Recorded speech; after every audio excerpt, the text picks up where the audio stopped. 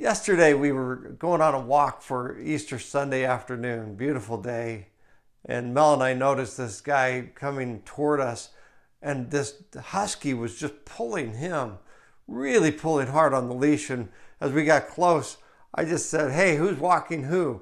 And he said, "Exactly." Like, unbelievable that this dog is not trained. It was a reverse picture of what you would have thought it should have been. Well, we get a reverse picture in Luke chapter 24. It's Resurrection Sunday. Jesus has risen from the grave and he's alive. This couple has been told that he's alive. They've been told the tomb is empty, but it just doesn't seem like reality for them. They're heading out of Jerusalem toward a little known town called Emmaus.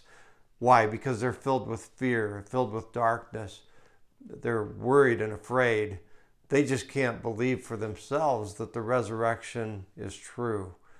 Fear fills in the blank with its own story, doesn't it?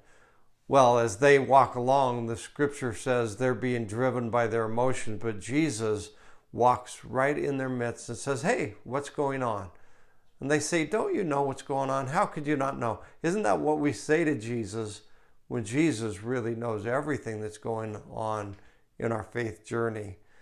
But then as they go further, the scripture says Jesus began to talk about himself, starting with Moses and the prophet. That's the first 5 books of the Bible and into the prophets of the Old Testament. Jesus talking about Jesus, and as he talks about himself in scripture, their hearts come alive. What an incredible picture. What a great place to be on that Easter Sunday, walking with Jesus along after he has risen. Love that part of the story.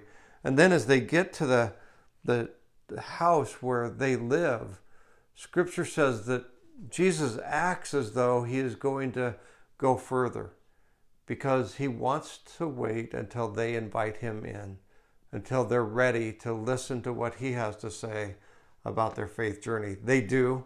They invite him in. He breaks bread and they see him. The scripture says, verse 31 of Luke 24, "And their eyes were opened and they recognized him and he vanished from their sight."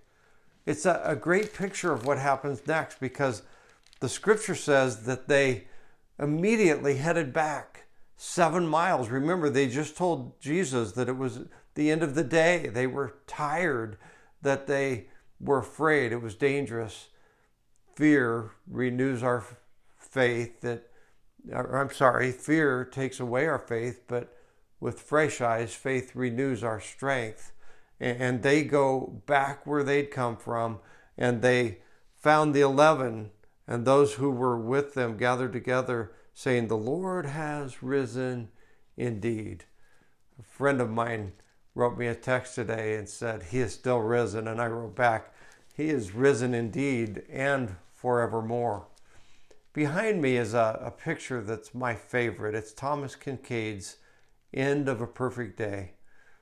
You can see the light on the stream, the beauty of the cabin with its light inside, and the smoke still at the fire where they've had fellowship.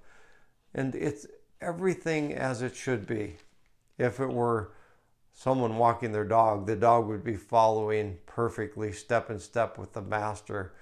Well, faith creates its own order when we journey by faith. My prayer is that this day, as we pass Resurrection Sunday, as we remember the truth that my friend wrote, he is risen indeed, that we would have a faith perspective, that today when we lay our head on the pillow, that we would say, this truly is the end of a perfect day. God bless you on your one-a-day journey of faith.